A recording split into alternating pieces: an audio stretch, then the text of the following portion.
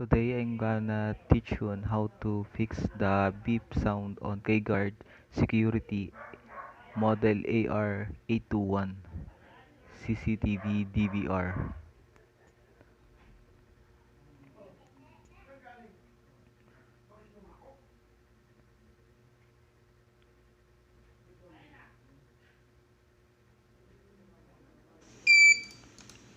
Log into your user account,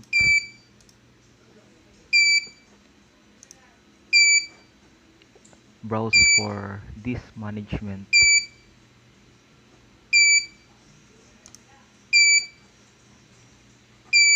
try to format the existing hard disk drive installed on the DVR.